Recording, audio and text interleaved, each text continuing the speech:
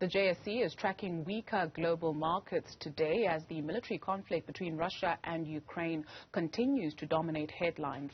Investors are also monitoring comments by U.S. Federal Reserve officials, including Chair Jerome Powell's testimony to the Senate Banking Committee. For an update on the latest market moves, we're joined by Roy Mutooni, Analyst at ABSA Asset Management. Good afternoon to you. A happy Friday to you. Is it a happy Friday on the market front? No, definitely not. It's the sell-off's just deepening. I think most stocks are well off their highs and most stocks are in negative territory. So not a particularly happy Friday, but I think that's what we would expect. Sure. The share prices of Naspers and Prosus have plunged by almost 9% so far today. What's causing the slump? So at least as of right now, they're probably down maybe 6-7% now, so maybe a slight recovery. I think it's a combination of things. They've got Russian investments. There's that regulatory issue still going on in China, and they're also part of the global market. Remember, Tencent, which is their biggest asset, has sold off quite a bit. I think overnight, Tencent sold off something like 5%. Just under 5%. So this generally tends to be translated into Naspers and Prosus. And as well, what tends to happen as well is that investors have lower confidence on the investments that Prosus specifically has outside of Tencent.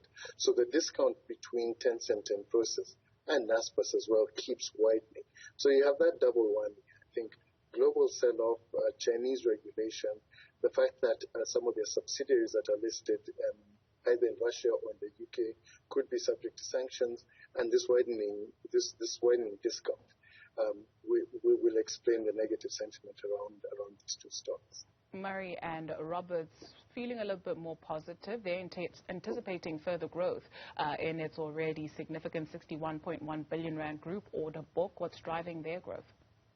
Yeah, so this is a good news story, and it's probably a case of making hay while the sun shines. So I think what you see is that a lot of this growth is coming outside of South Africa. It's coming from the energy resources side and from its mining side in Australia and places like that. And what you're seeing is that you're seeing growing mining investment, particularly in PGMs here in South Africa, in oil and gas and that sort of thing internationally. And all these companies are giving out contracts for contractors such as Murray and Roberts. So this is their time in the sun. And it seems that their expertise is well recognized and they have the capacity to continue taking on the order book. So it looks like they're secure for the next couple of years at the rate of 2 to 3 billion rand a month in terms of turnover.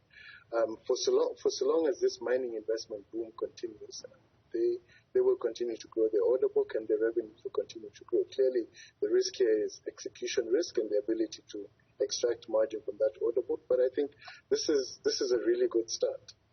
It would seem growth is the theme for Virgin Active as well. They've raised 1.8 billion rand and they plan to expand nutrition assets. Help us make sense of those developments.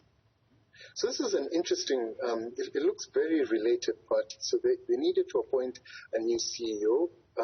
This new CEO was one of the founders of the Real Foods Group, which is the investment they're making right now. Remember, the Real Foods Group bought Kauai, and over half of the outlets that the Real Foods Group has are in Virgin Active gyms. Virgin Active is owned by Brait, which is a private equity fund. So it seems that Brait are raising money to invest in both Virgin Active and in the Real Foods Group and in acquiring the Real Foods Group to allow both of these assets to recover from the impacts of the pandemic. Remember, they were all fully closed and they couldn't allow people in. And now they feel they can open up and start expanding internationally and that sort of thing. So I think that's basically what it is, that Brait wants to invest, that these companies need investments and they're seeing growth opportunities out there. So I think it's a positive thing. It's settled. I mean, there's a whole new leadership team that's taken over Virgin Active, and that Real Foods now becomes incorporated as part of the group, and it can expand together with Virgin Active globally. So I think it's a good sign. It's a good sign for both Brait and its investments, as we speak. Overall, not a great hour for the markets, but a good, story to be told somewhere out there. Good news, at least, ending off with them. Thank you very much, Roy Mutooni, analyst at ABSA Asset Management.